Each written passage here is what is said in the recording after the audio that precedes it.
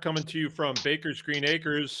Tonight is Thursday, March 9th, and it's going to be our Anyone Can Farm live chat. And we have an interview tonight, and our interviewee is none other than Bryan Jacob. And I want to know if you all can see him. If somebody can give me a thumbs up. Oh, well, the counter says that there's nobody here yet. Gotcha. Yeah. I never wait for, people to come in. I always just go because I think most people are listening to it, like the next day or later anyway. So I don't think it matters that much. But okay, Aunt Jemima can see. Aunt Jemima, that's great. That's great. Got a picture of. That's a good one, man. That's a good one. Got a picture of Kamala. I got a pig named Kamala. She's a beauty, isn't she? She is a beauty. All right. Well, we set Thursday nights aside, for interviews. And, it's just kind of the man on the street. And it's real easy these days finding people to interview. We just draw from the tribe. And Bryan's been at my house a bunch of times for tribe events, him and Cash. And one day you brought your other son. What was his name? Miles. Miles. Yeah. Miles. Good dude. So if just for enlightenment out there, the truck that I'm always raving about, the new truck that I got, did belong to Bryan.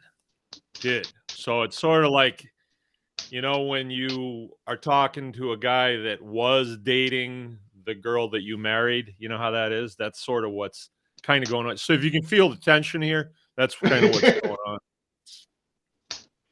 Take good care. Bryan's got kind of an interesting story, and I think this will be of interest to homesteaders and prospective homesteaders because, we want to dispel a lot of the notions out there. Rachel Jameson says you grow where you're planted. And I think this is a great example of growing where we're planted. So without further ado, I've got a list of things here that I can bring up, but I kind of like to let, our guinea pig tell, his story from his perspective. I know what I know about you, but we just like to let you go and tell what you're about and what you're doing. It's a pretty interesting story. Yeah. I've got two boys. We started homesteading as a homeschool project. I'm going to try to tame our Great Pyrenees as much as I can, but we started a year-round greenhouse for market production. Our focus was on aquaponics. This was probably 8-9 years ago. We're in Saginaw, Michigan, so it's a very cold climate, not exactly conducive to growing vegetables over winter, but that was our goal. Wanted to see what it would take. It takes a lot, and then depending on a few other things, market forces that make it illegal to sell your products, things make it harder. So we were doing a few different farmers markets, the winter markets, and then right when COVID hit, everything stopped. So we just got out of it. But we had tomato production, pepper production, everything to make salsa over winter. That was our goal for our project. And we could hold 60 to 80 degree temperatures all winter long. I've always been in the sign business. I've been 25 years in the sign business, and always been an entrepreneur. So always trying to find something to do. And when I had the boys all the time, we had to find something to do for me to make money. So whether it worked or not, I would probably argue that. But a few years ago, I was getting to the point where I couldn't walk. I had really bad back problems. I had 3 severe curves in my back. got to be the point like half the time, half of the year I couldn't walk. We did a lot of firewood production. And then I got on the carnivore diet, and that's when my vegetable interest fell out. We were always a very food independent family. We grew all our own vegetables year round, so we never had to be a whole lot of dependent on it. And then when I switched, I was my best vegetable customer for sure. Okay. And then when we started eating only meat, I didn't see the value in trying to keep a fire going, trying to produce vegetables all winter. So I know the story, but I wonder if you could clarify for the audience. Mhm. So you went on the carnivore diet, and did you do that because of your health issues or other? Yeah, I was 60 pounds overweight. I was 265, what I considered 60 pounds overweight. I was 265 when I started. Within 3 months, I got down to just shy of 200. Wow. But it was because of my back issues. It was getting to the point where I could no longer, I couldn't move. It would take me a minute and a half to get up off the couch on a good day.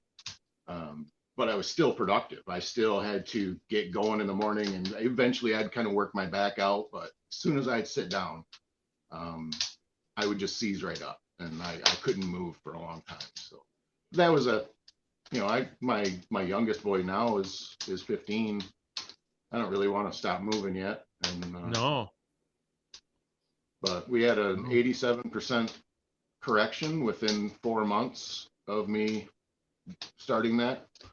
And I lost obviously all that weight. So Wow. That's a lot of weight to lose so quickly. that's a bag of concrete. I don't want to carry around a bag of concrete anymore than I have to. Yeah. Wow. Wow.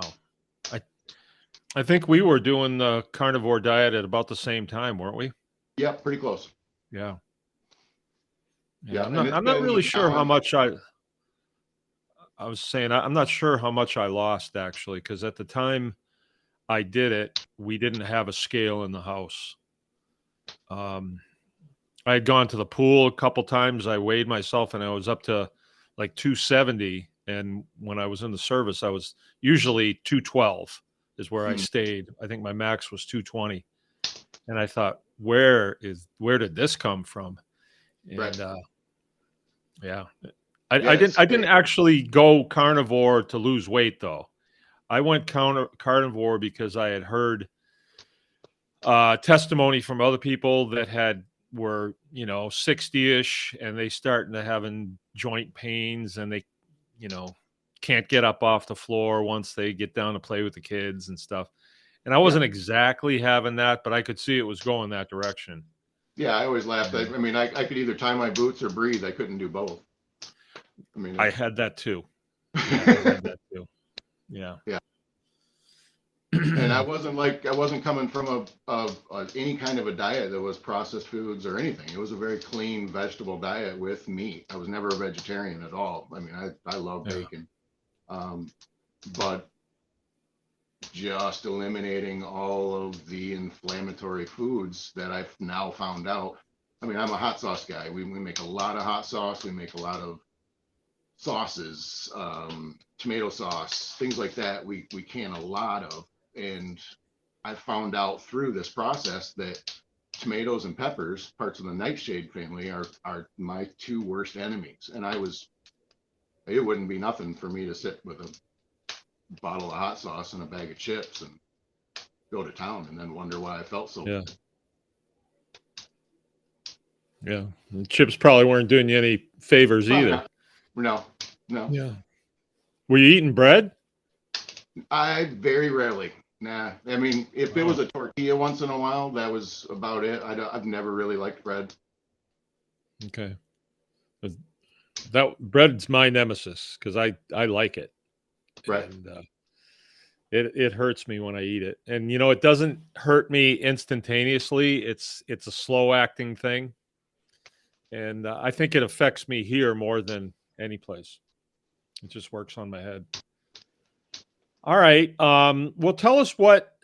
Okay, so you were doing vegetable production, and the vegetables you were turning them into salsa, but Mhm. then went carno and decided to get out of the vegetable thing because you weren't consuming anymore. I definitely So I downscaled. Yeah, for sure. you don't. Okay. Yeah. Now, do you eat any vegetables now? None. No. No. No. No, it's been now I'm going on 2.5 years since I've had any other than I wanted to try things here and there to see what it would do. Like I was really looking forward to winter squash. Yeah. I got instant gut rot as soon as I tried it. I mean, I Oh, was looking forward to I think it was a mini butternut squash or something I tried, and man, I was really wanting to try it and get back into that. And no, no go. no, Hmm.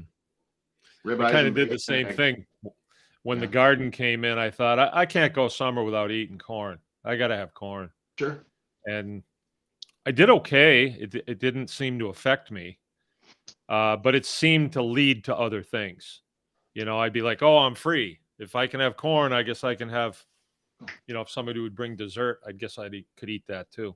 But, it wasn't really a weight loss thing with me. It was just a performance thing. Like, I don't want to take naps during the day. I want to be able to bounce out of bed in the morning and have energy all day long. That's what I want. Yeah, And on a poor diet, I just didn't have it. It was just putting poor fuel in my tank. So yeah, now I'm kind of chasing that buzz of feeling energetic and enthused about what I'm doing and just liking my life. So all I have to do is eat steak and I'm okay. yeah. I said it the other day. I think you don't know how bad you feel till you feel good, Yeah. and I'm like, I want to feel like that. Like I've never. I mean, when I started that, I mean, I felt better than I did when I was 18 years old, and I got down to the weight that I was when I was 18 Yeah. just by doing that. It was Yeah. Yeah. very We had just gone on a trip. We were gone 8 days, went down to Lackland in Texas. And so along the way, I think we ate at Chick-fil-A just because we don't have them around here. And Frank wanted to go to Chick-fil-A. So we did. And then we had, thank you.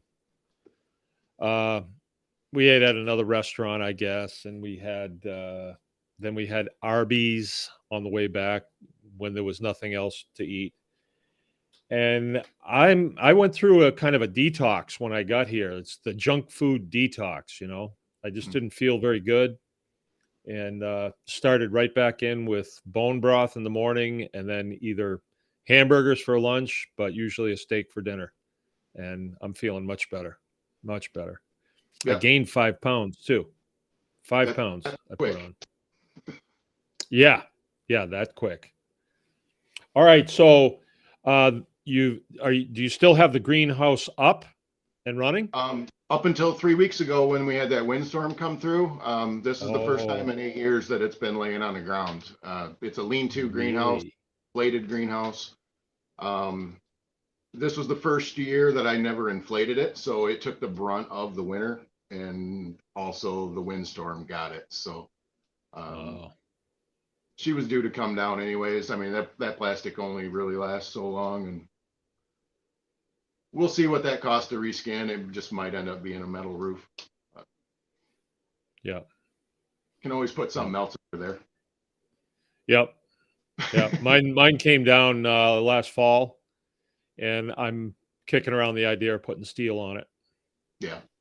Yep. Just to make a hay storage building out of it. And we had All right. Well, then, what are you doing now then? right this second, we're making maple syrup. Okay. That's our biggest thing during this time of the year. So, I mean, that, and I'm a landlord, and we're still doing the farming. I still do value added products. So we still do a lot of canning for people, pasta sauces, barbecue sauce, hot sauces. Okay. We go to a couple of different little markets and stuff for the maple syrup. Okay. And how much property are you farming there?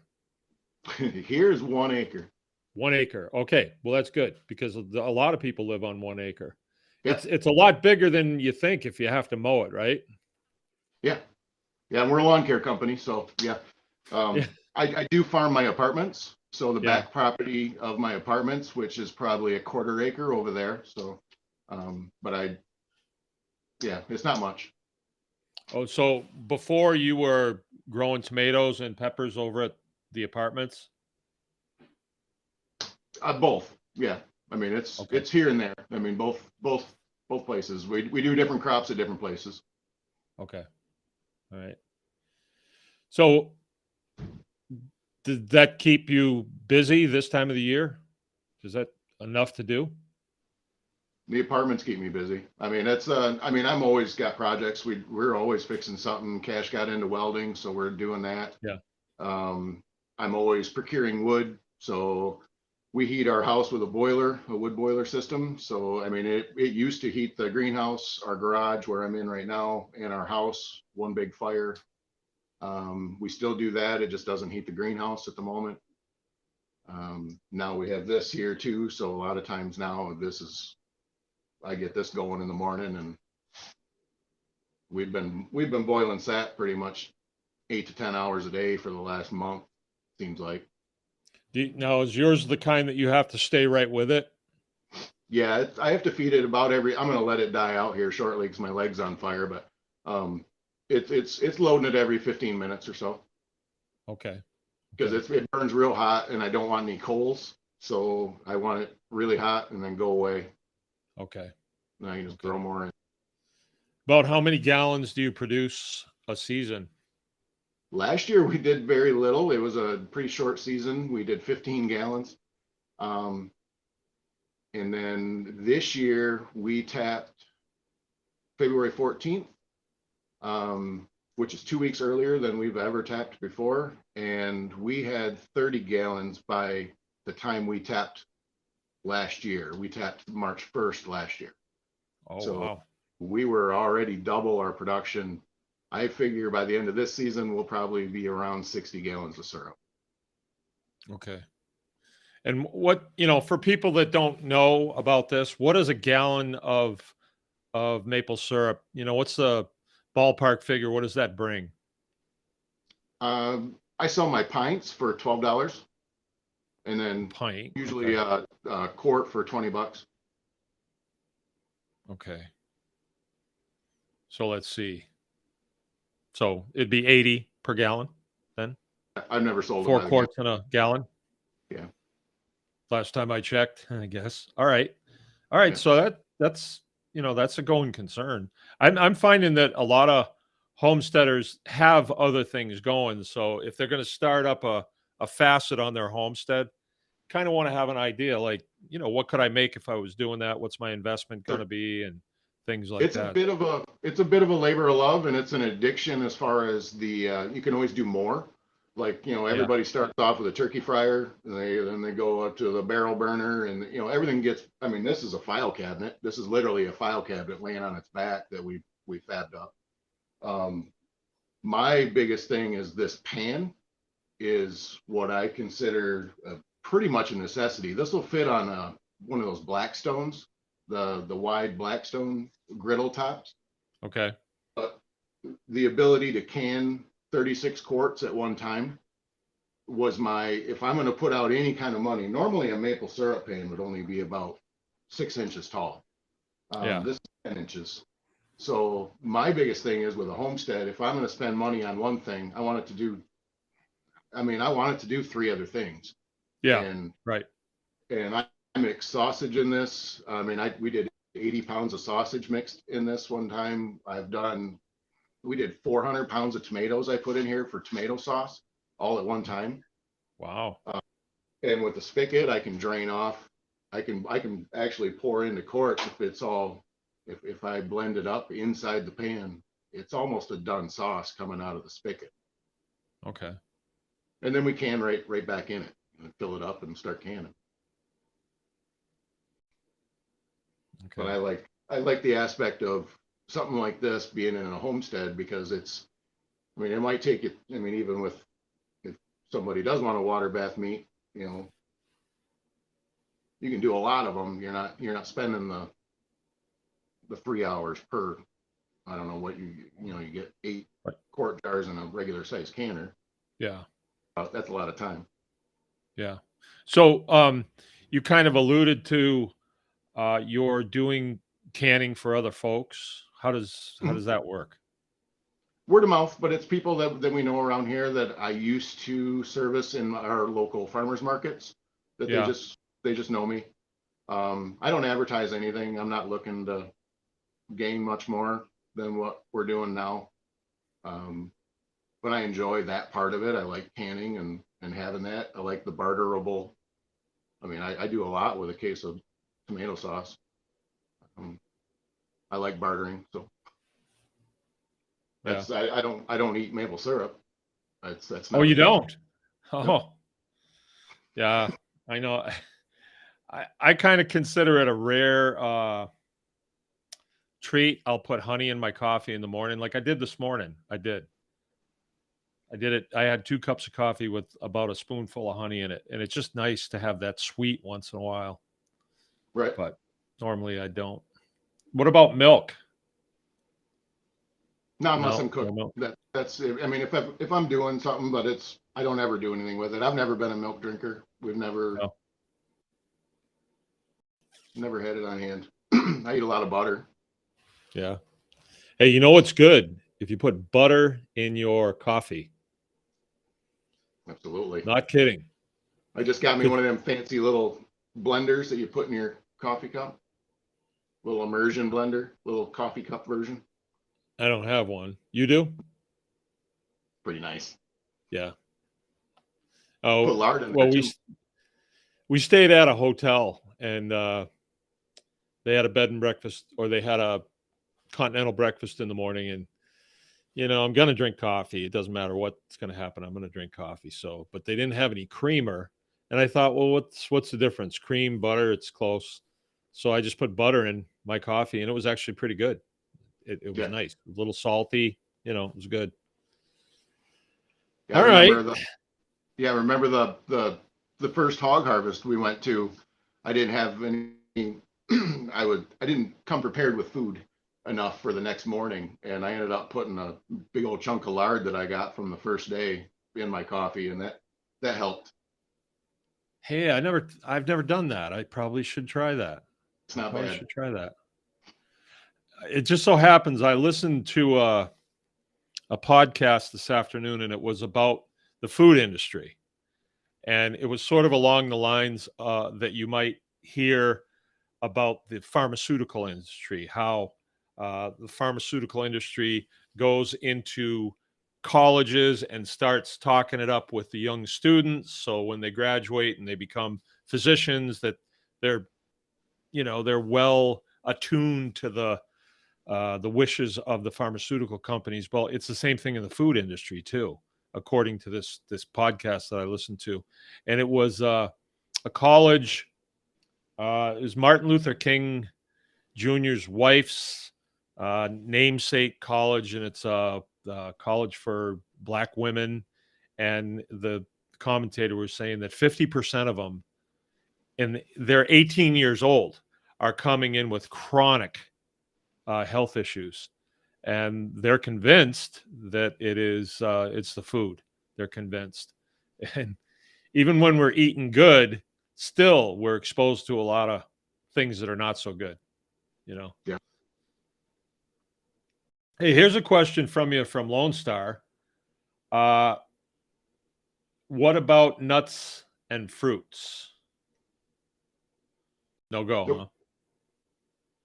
Every once in a while, I'll do sunflower seeds just because I want something, but that's maybe 3-4 times in the last 2 years. Okay. And no fruits? No. No. Well, do you are you satisfied with an all meat diet? Yes. You are. Okay. Yes, I am. That's and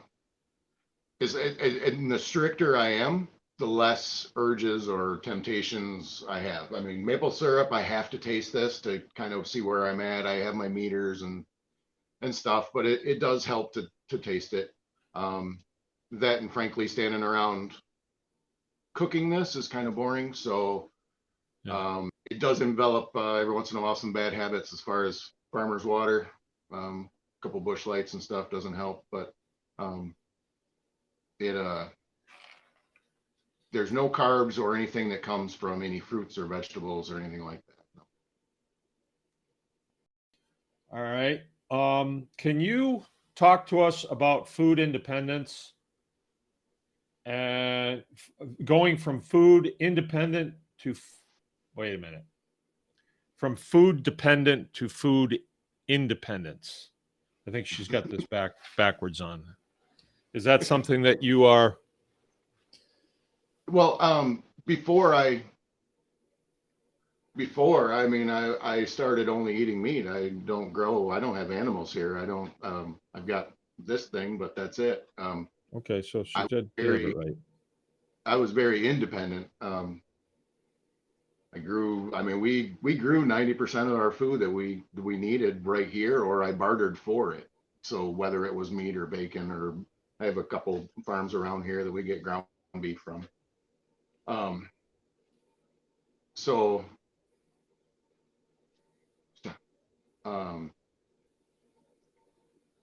when I started seeing your courses, that was when I really wanted to, I was only eating meat at that time. I'm kind of freaking out as far as, okay, now I don't know where I'm going to get my food. And it was right, obviously during COVID, and I can't have that. So we had to become, again, as much independent as possible.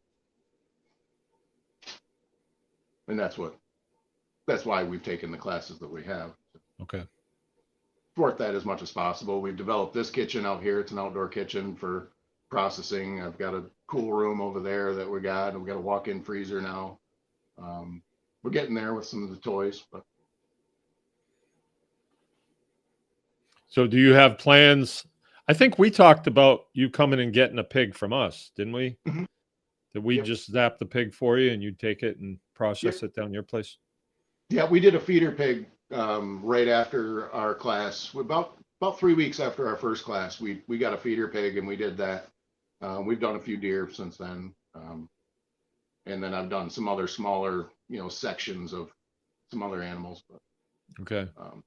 Yeah, I definitely want to get into either coming up and just grabbing a hog or grabbing a section of beef. Or sure. Yeah, that's how our Romanian customers do it. They come and we kill a pig for them and split it, and they load it in their cars and they take it, and then they process it at their homes. Yeah, definitely doable. Yeah, it's possible. I mean, it's way more possible than I ever thought it was before. I mean, for sure. Yeah. So you came to the hog harvest class, and didn't you come to charcuterie class as well? We have not done the charcuterie. We did the beef. Oh, that was beef then. Okay. Yeah. All right. All right. What else we got on here? Can you talk to us about your journey in homesteading? That's kind of general. Who knows where you might go, though? That's a Jill question. Right on. I probably wrote it. I had that list of questions I was supposed to answer. Oh, okay. All right. Yeah. Sorry. Well, I guess it goes back like the other week you were talking about, how, I mean, I literally started my homestead when I was in a 2-bedroom apartment. So, I mean, going from there to, I mean, granted, I'm not on a lot of property, but I do a lot of different things. I mean, there's, from every production has to, everything, from the firewood to the food. I mean, maple syrup. I mean, I incorporate as many things as possible. But it all started in a 2-bedroom apartment. I became a single dad of 2, so I had to figure that out, and we got into homeschooling. This is actually Cash, my 15-year-old. This was his first year of school for public school. My oldest is 19. He started, I think he went to kindergarten, I think was his last year. But I guess in that process of having to, I was a sign guy, so I would drive all over the state of Michigan. I was a subcontractor for a larger, sorry. Yeah, it's all right. I'm used to it. I was a subcontractor, so I would, when we were with their mom, I was driving all over the state of Michigan, putting up signs. I'd leave first thing in the morning, and I wouldn't get back until the middle of the night the next day, and that just wasn't going to work. So I had to find something else to do. And the most scientific thing I could figure out was getting into more of an aquaponics style of farming. We had a lot of bluegill. And then we got into salad production, did a lot of tomato production, a lot of radishes, salad greens, things like that. Never really caught a lot of steam. We just figured out 1,000 ways not to make a salad. Pretty much. Most cost. How did it work with fish? Were you able to get those processed and sell them? Yeah, I sold them. Yeah, we had 2 restaurants lined up. We were in full production the winter of going into 2019. Yeah. I had 2 restaurants that wanted weekly shipments of salad greens, and we were raring to go. Had really put a lot of energy into streamlining it. We had bluegill run into a gravel bed. It was a constant flow system, and the system had already been running for 5-6 years, so it was pretty mature system. And it worked. I mean, it grew a lot of lettuce really quick, more than I could find somebody that wanted it without being a restaurant in any kind of. Really? Oh, yeah, wow. it's not a system that you can start and stop again. So it's really like you really want to get somebody to, I want to buy a lot of lettuce. And people always like to say they wanted to buy a lot of kale from me, but nobody wanted to buy a lot of kale from me when it come push to shove. Yeah. So yeah, that's and there was quite a that's few one of years the of that. problems of this business is when you say you've got a product to sell, you'll have a lot of people that are, oh yeah, I want that, until it's time to actually seal the deal. Yep. We know about that. We know a lot about that. Is what it is. Yeah, it comes with the territory, I guess. All right. Let's see.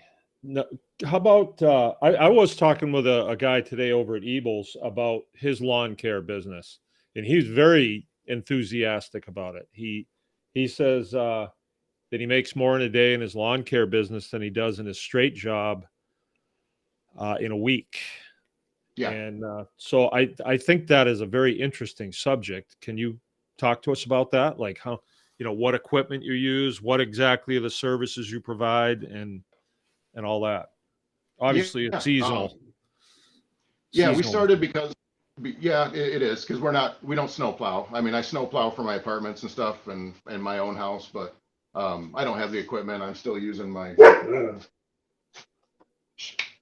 I still plow with my, Acadia, so I'm not parking lot plowing, but we focus on lawn care, so just mowing. I like quarter acre. We do a lot of city lots where my apartments are, so those are quarter acre lots to half acre lots to acre lots. So that's our kind of a focus. That way we can just take one mower. We started out because my dad was getting sick, and we were picking up more and more yards, his yard, my yard, the apartments.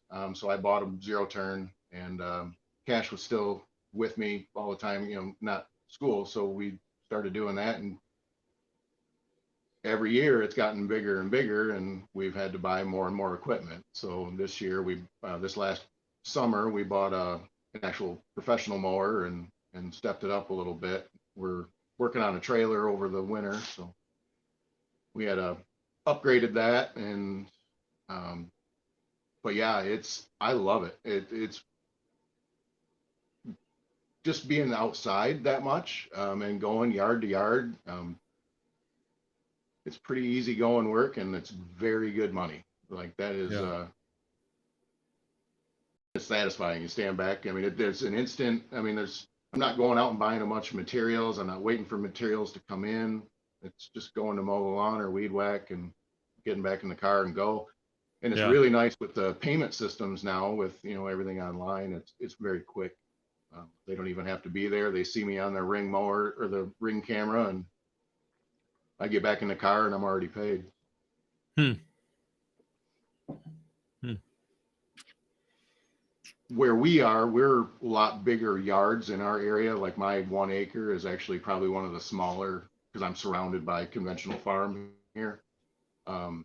So I don't have a lot of lawns around us, and I don't think I could until I got another mower. So that's not really my focus. I want to be a smaller yard. Okay.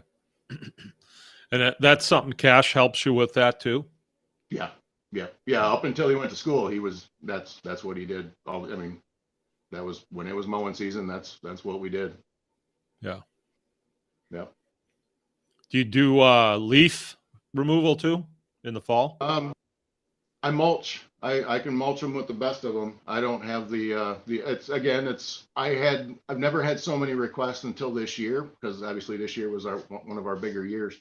So this year I guess I'm gonna have to put an attachment on it and go from there. But I'd never had anybody ask me before other than just, can you mow over these a bunch of times? A lot of my customers, I mean, they're not super worried about the aesthetics of it, Yeah. striping, all the nice pretty lines and all that. They just want it mowed, especially when you get where the other part of town that we mow in is the north end of Flint. And I mean, a lot of times those are just ordinance violations, or I show up before the city does. That's not the end of town where you have to be wearing a pistol belt, is it? Yeah. It is. Yeah. Yes, it is. Weld chains around the roll bar on your mower so nobody can get a good straight shot at you. Oh yeah. Yeah. All right. Well, and then with the lawn care business, are you cutting trees as well? Are you arboristing? Up until a couple of years ago, I had a bucket lift that we built. So it was Yeah. a 28-foot. We took it off an AT&T truck and put it on a single axle trailer, and I used that with my sign business for, I think we had that for probably 12 years. I used that, and then I just recently sold it. But it put me into doing tree work, and then now that I don't have that, I just cut everything from the ground. But we do a lot of woods cutting. I do a lot of ditch clean outs for fields. Because of the boiler system, I don't really, it's if I need wood, that's when I pick up the work. Yeah. If somebody needs something trimmed, I don't climb. If I got a bucket, I'll go up in it. Do you put the kind of signs up that have the great big like billboard signs? Do you do those? We used to, yeah, we used to do the ones on the expressway. We worked for a company. They did the 14 by 40s. You get up there with a big tarp and you just drop it from the top and it ratchet strap it down to the side. Our biggest thing was we did the channel letters. So we manufactured the aluminum letters. Like if you look at a storefront and it says the name of the company, the individual letters, that's what we built with the faces so that they lit up with neon or ended up being LED. But so we would do like when it used to be called Party America, was where a party supply, you go and buy your birthday present or birthday plates and napkins and everything matching. They switched over, they did a change out to Party City. So we went in and changed out a regional amount of those stores. So we'd do 2-3 in a day. But then we would just build sets of letters for individual companies. We would just build them here and then wherever they needed to go. But we were the manufacturing and install for Signoramas. I was really surprised to find out how inexpensive a billboard was when I ran for sheriff here in this county. I got billboards for, well, somebody else got them actually, but I was floored. $500 for a billboard, cheap for a month. Right.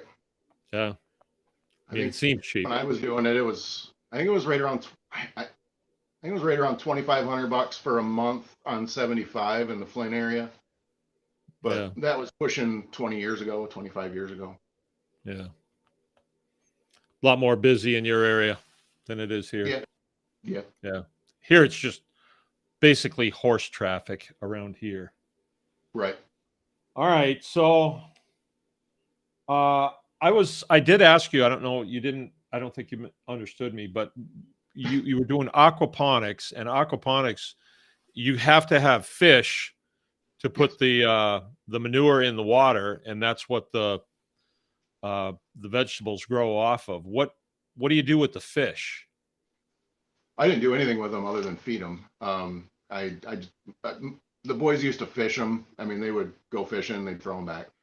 We never ate them. They were just bluegills. They were poop factories. So we had the pond. It was 1,100 gallons of a pond and about 4 foot deep in the greenhouse. And that water Yeah. would get pumped up to the top of the greenhouse, and it would run through a series of tubes that had plants throughout the tubes. And then eventually that would run into a 10 foot by 12 foot, 1 foot deep gravel bed. And the plants would, no dirt whatsoever. This is just pure gravel. You could throw radish seed or celery seed, grew great. Celery grows amazing in aquaponics. And it would just grow like no dirt whatsoever. And then by the time the water gets back down to the fish, it's all clean water. So the fish provide nutrients and the plants clean the water. And you feed the fish? Yep, that was the only input was fish, and then my export was fish poop. I would clean the filter out. There was a filter on my pump that I would have to clean out once or twice a week.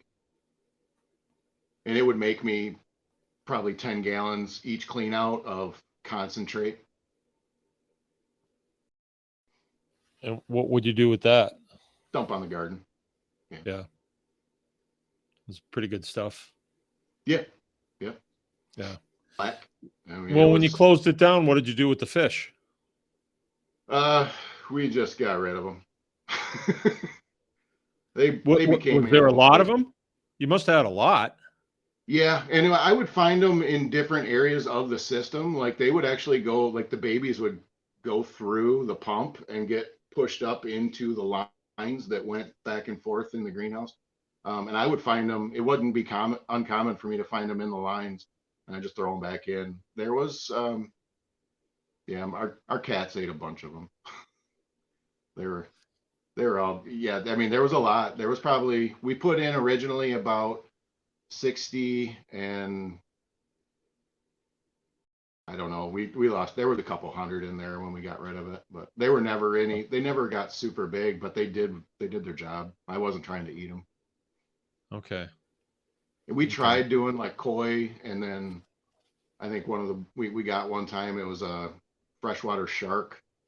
But the bluegill are very territorial, or were for us. And every other fish we put in there, they would eat within a matter of a couple of days. They would just devour it. So yeah. They were just kind of the fish that was in the hole. Throw food at it once in a while. Yeah. That sounds like fun. I think I'd like to try that. Yeah, it was pretty neat. We had a couple different, I mean, there was all kinds of weird little science experiments we did with clear jugs that we'd stick underwater and pump the air out of the jug. So then the fish would, they'd be able to swim above the surface of the water. Yeah, it was pretty neat. Like it was an aquarium above water. So yeah, we played around with it a lot. That's something that I want to spend more time on is fish, because I've got a couple ponds on this place, and You know, it's so neat to put little fish in there and then come back in a short period of time and they're big fish. I couldn't Yep. believe how quick they grew. Um, we had a friend, he was a GI friend, Army type, and he has a place in town and he had a little pond in his yard and he had goldfish in there and it was the end of the season and he had 10 goldfish in a Ziploc bag and he says, think I could put these in your pond? And I said, yeah, I guess. I figured they'd get eaten. The next spring there was just waves of them in there. I mean, there was thousands of them. And then I went and I bought some bass at a hatchery and I put them in and they were just little guys. They were only this big. And then the next year in the spring, uh, they were like this big. They were a foot long, and then they bred, and they exhausted everything in that little pond. And then we found a bunch of dead ones in the spring, I guess last spring. So I think they limited themselves out. We wanted to do tilapia, and Yeah, that was my, I mean, everybody got into that with wanting to go into tilapia, but the temperatures they need to be like 75 to 90 degrees all the time to be happy. So that's why we went with bluegill, because they don't really care. But I mean, we kept 60 degrees, 62 degrees usually water temperature, so it wasn't too bad. If I ever did it again, I'd just go straight perch. would you? Yeah, probably eat them too. Yeah, That'd be good yeah, and eating. that's the other thing. Like a lot of those systems, you either have to decide if you want to be fish heavy or plant heavy. I was a very plant heavy person. That's what I wanted out of my outcome. I never really cared about the fish, or I never really cared for the fertilizer because it was already in my system. Um, Hmm. so if I was to do it again, I think I would have a minimal amount of plants with a larger amount of fish. I think I would go that route. And I think that would be where you would actually see a monetary return. I don't, I'm not going to, I can only go by my experience. It just didn't work out. It was too flawed as far as market forces were too powerful. Like a little hitch, especially being in a greenhouse in the middle of winter. You can't start up a new crop very easily in the middle of winter. A lot of times you're feeding off of what you were able to grow into the fall and then kind of keep alive and keep going. There's a few plants. Tomatoes grow. I've gotten my best production in the middle of winter with tomatoes, Hmm. but it's hard to grow that system to get new growth that's really healthy. I don't know. I had a You hard time. can't get them to start in the dead of winter. It's just harder. Yeah. Yeah. Like even tomato production would stall in January because of the daylight hours. But even with keeping the temperatures, I would just keep them alive. I wasn't even worried about, I had to keep them above 53 degrees and I could get pollination. Anything lower than that, they wouldn't pollinate.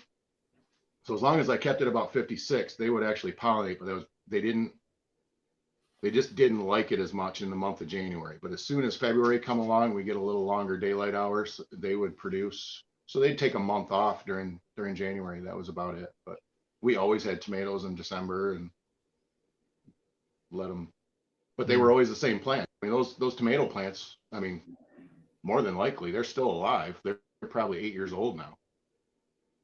Yeah, you were telling me about that. That's not something that people usually do.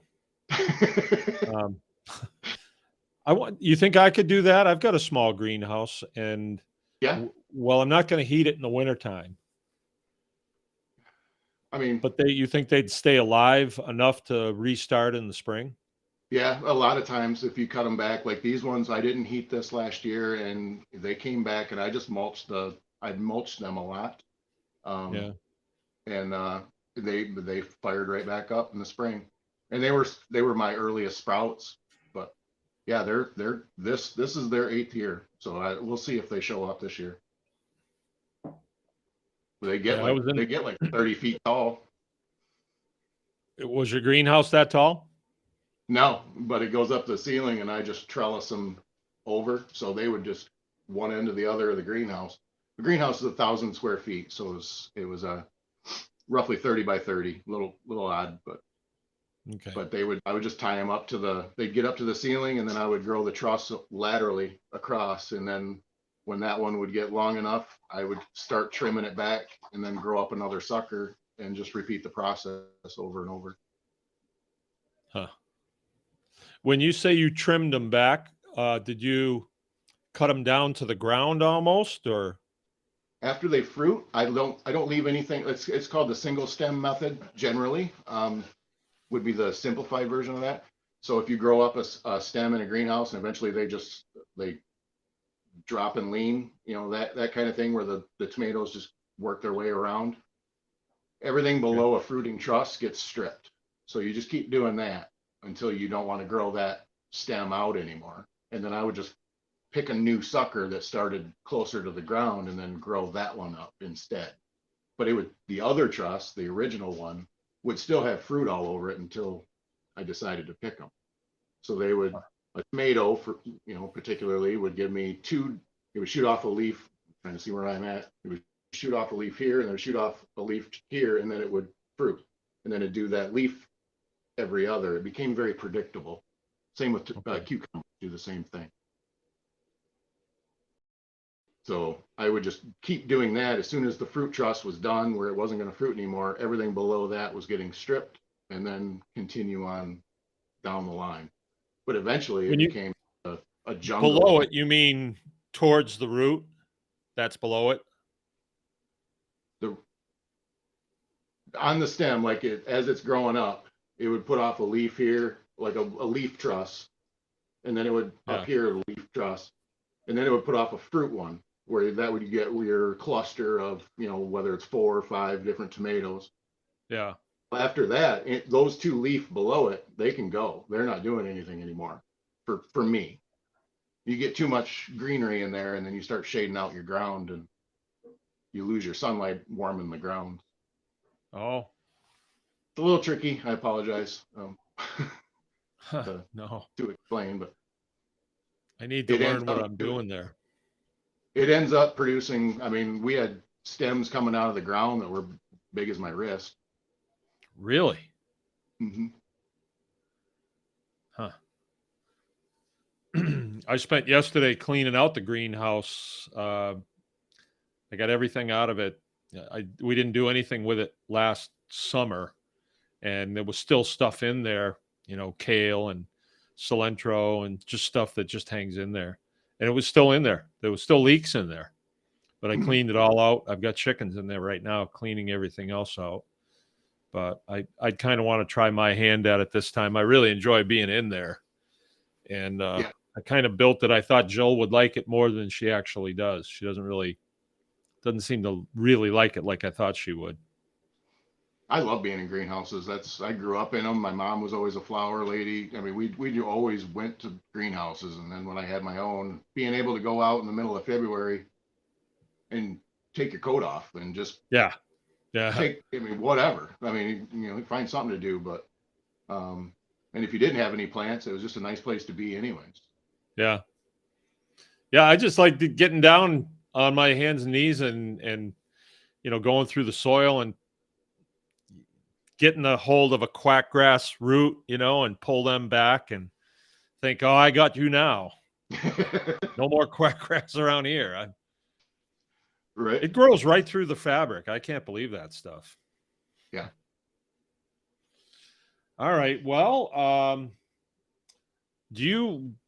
where do you want to go now? What's your philosophy? What's a philosophy that you'd like to pass on to our new people and our old people, our people?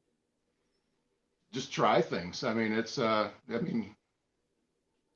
I like doing things. I don't like somebody telling me I can't do something. So, it's not for me to do, or, we're not the type of people to do that. I like trying different things. And if it's something I can do myself, then I'm going to do it. But I know my weaknesses, that I'm, cry uncle, and I need to find somebody else the best possible information.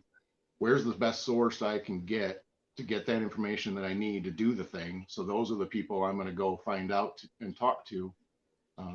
I think is the most important thing. Just know when you have to ask questions and who's the best person to ask. Okay. I guess last question, because we're right out of time now. Okay. How are you dealing with the state of the country right now, the confusion and things like that? How is that affecting you, or do you see it? What do you think? I know Oh, you do, because you're on my Facebook and I see you. You really don't like Kamala Harris. I know that. yeah, yeah. Well, the reason our You thing probably didn't work, really do in real life. the reason I didn't work that our last like a couple weeks ago didn't work out was because I was in Facebook jail and I'm restricted from going live. So when I was trying to click the link to come here, it wouldn't let me go live. Oh yeah. No, Okay. I see it. I don't like it. I have to deal a little bit of the other side because of the apartments and that kind of a thing. But I worry, especially with my kid going to school. That was a big hurdle for sure. Yeah. I wasn't really ready for that and kind of come out of nowhere. But we're pretty rural too. I mean, I'm not up north, but we're out in farmland, and I mean his graduating class I think is going to be 60. So I am not. Stuff's everywhere. It can be everywhere, and I just keep my ears open.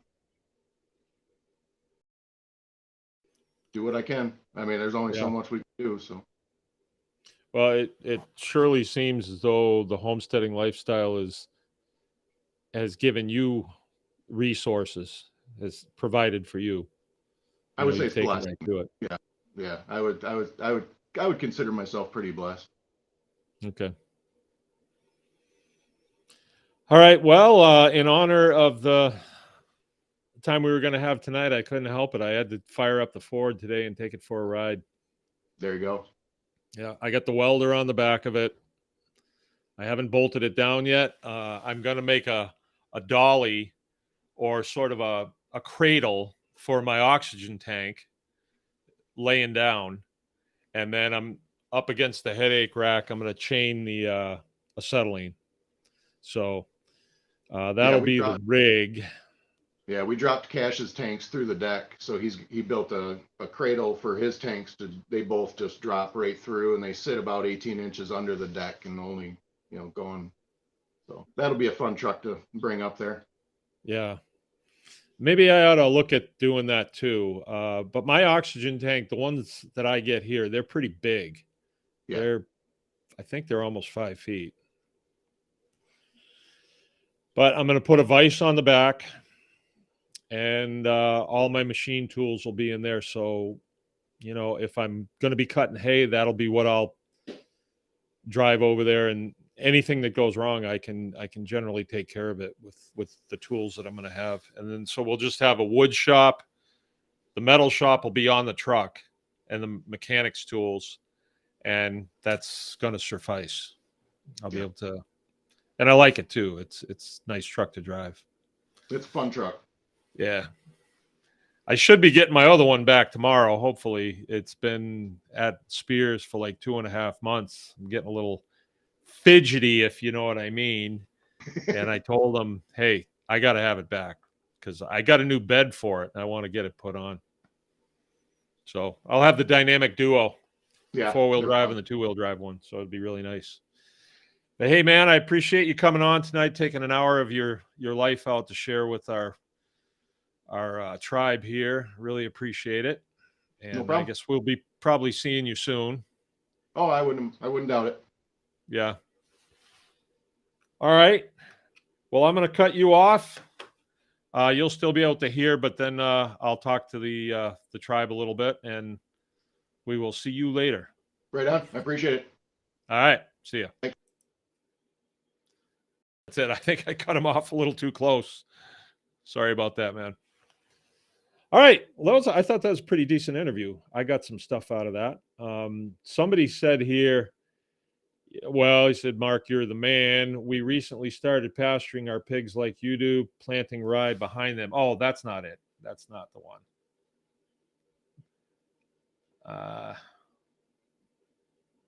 It was, Heinz 57. Learned a lot from this channel just in the last few weeks. Well, you have a lot of people. It brings a lot of different flavors to to the tribe. We definitely have a lot of different disciplines going on here, certainly. And I think we've known Bryan. It's hard to know. I don't know. It's been quite a while. I should have asked him that. I see a lot of people, and I sometimes get mixed up. Well, were you in this class or were you? But I remember Bryan and Cash came and they camped out next door, and that was November. And I thought, wow, these guys are studs. But they've been to the beef class and a homestead hog harvest class, so that's really nice. Really nice. Good guys. Cash has entertained coming up and working for us in the summertime, and we'd really like to have him. He's a nice guy. And Miles too, he's a good guy too. All right.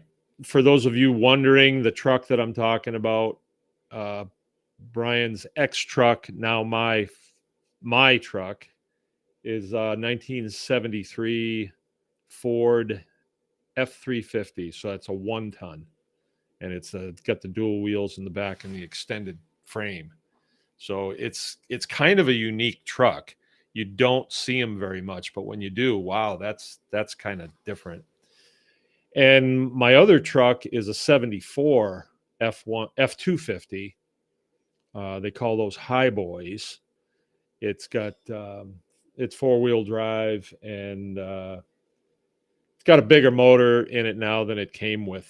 It's got a 390 in it, and that truck originally came with a 360. But the 360, it's a good industrial motor, but it doesn't have a lot of guts. Doesn't have a lot of low end power, which you need for plowing and things like that. Of course, I don't, because I don't really push my truck very hard. I really like my truck. I've had it for, it's going on. It's 25 years anyway. It's 25 years. The truck's 50 years old. So, yeah, so let's see. What else do I have to report? I did hear from Keith. He's in his advanced training down there at Lackland, and things seem to be going well. This is the time.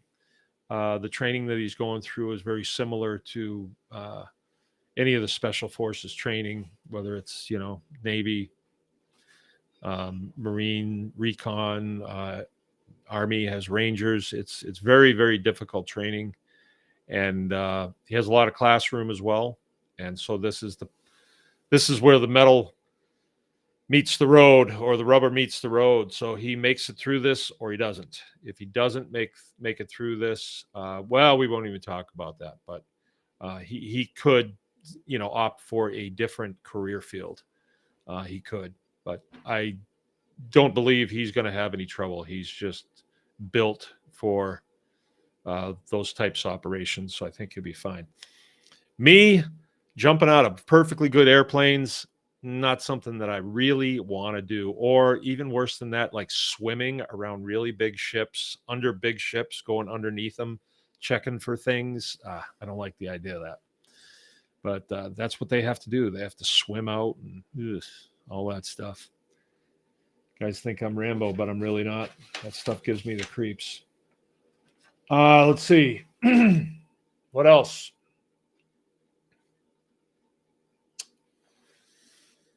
I guess that's about it. The next thing that's coming our way is going to be pastured poultry's coming up, and that's a ways out. That's in May. So we've got a while before anything really major is coming, but I am going to it every day here. The State of the Union, it's hard to know, but there does seems to be some major things going on, and that's kind of when one side or the other says, well, we need a distraction, so let's just do this. So I put my head down when we get in a place like this. I just put my head down and get busy.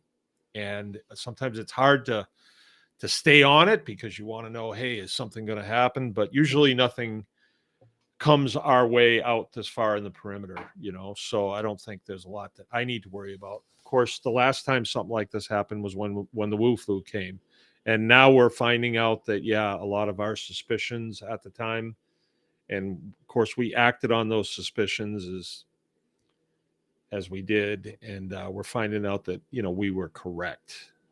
It was just a thing, but they did convince a lot of people to, you know, get backed into a corner and do things that they shouldn't have done. So again, if we can keep ourselves self-sufficient, then all of the things that we're self-sufficient in can never be used as a weapon against us. So my message is at all times for myself is learn new things, become sufficient, self-sufficient, competence, confidence, and community. Those are the things that we want to be looking at. So yeah, get out there and make it happen. Spring is around the corner. Heck, when we were down in Texas, there was green grass. You know, they have the cows out on the grass now, believe it or not. And then we get back here and we have snow on the ground, and we're supposed to get some more tomorrow. And then next week, Friday and Saturday, it's supposed to snow. So that's it. That's northern Michigan. That's the way it is. But I had a beautiful day here. It was fairly warm. It was in the 30s, and I was able to get some things done. And where after winter, it seems like we always have a lot of stuff that accumulates, and it's machinery that we've been working on, or materials, all kinds of stuff. So I have my dump truck quite full of stuff, and we'll be doing a trash run tomorrow or maybe Monday. So that's what we worked on today. Just getting cleaned up. Want things to look good. Construction has officially begun on the cafe. Officially begun. And you know, I was telling my kids today, all we have to do is move the stuff that's in there out. And they were, that's a lot of stuff. I moved a little bit of it out. So it's begun. And I'm going to sweep the floor tomorrow. And so, you know, it's just a step at a time. But we're preparing ourselves for Tribe Day. And we've decided to go the route of pay as we go. And as we accumulate dollars through our processes, we're going to load those into a building fund for, you know, events, things like that, when we need to get a group of people in out of the weather. The midwinter gathering, it really spoke to me. People need an outlet midwinter like that. It's tedious going through the winter, and you want to go someplace where you can actually talk to people. I mean, you go into the mall, you don't really talk to anybody at the mall. It's not a good, close fellowship time. So, you know, we think that if we were to have a building that was heated and chairs and tables and stuff like that, we could do stuff like that.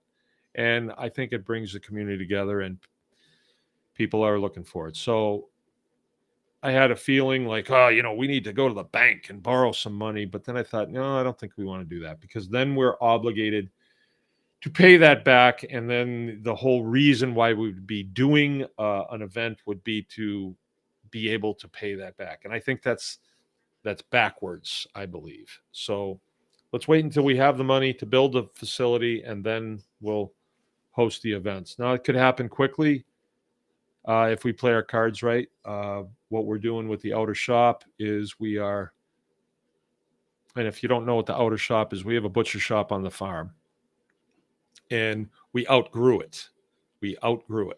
So we did away with the maintenance shop. We took everything out of there. A lot of it went on the service truck, which is my new Ford that I got from Bryan.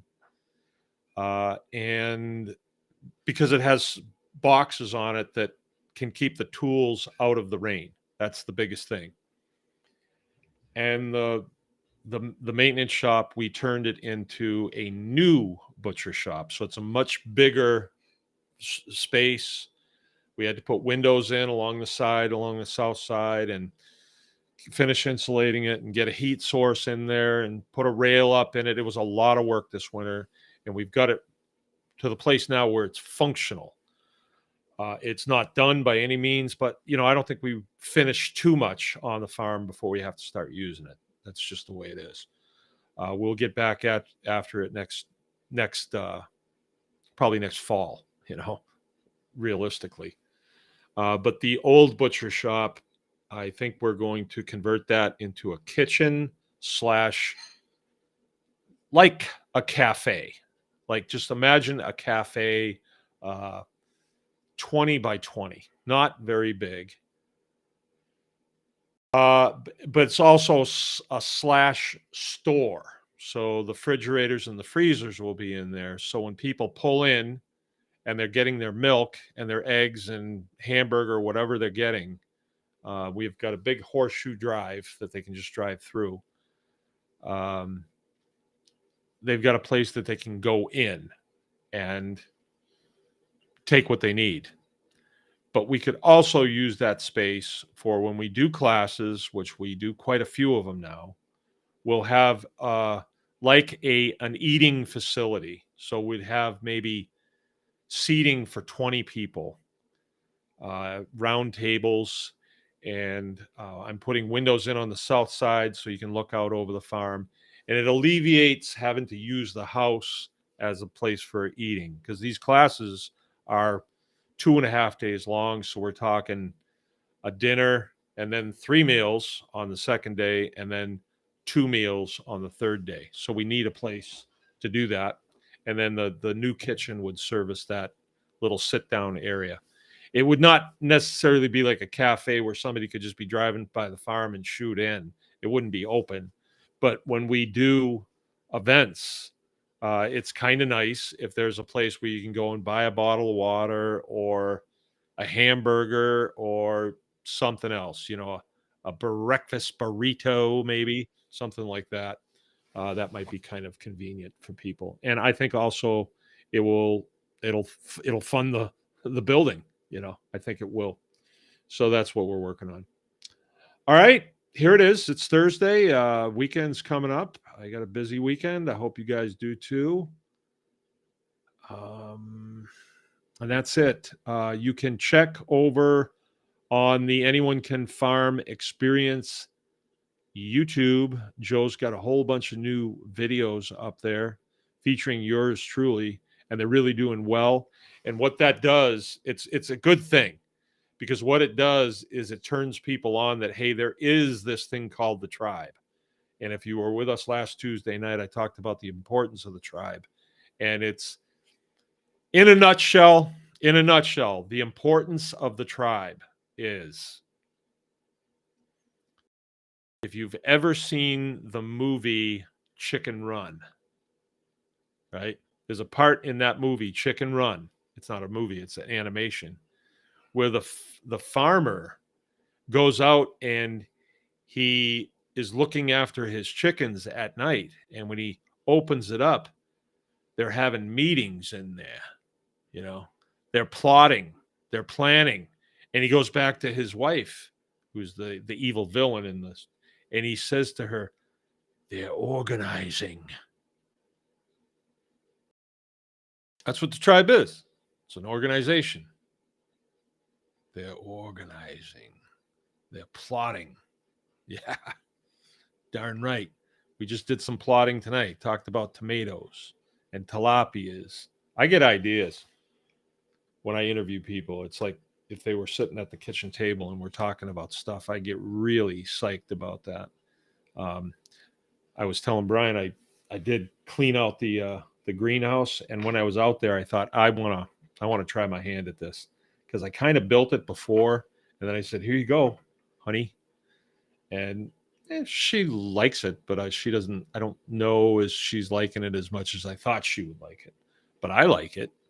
So I want to plant a few things out there, and I reconfigured it so we can have more stuff growing. I had thought when we put it in that we'd use it for doing all of our starts, but I think it's more for a homestead. It's unless we're going to sell starts, which I don't think I'm going to. I don't know enough about it at this point.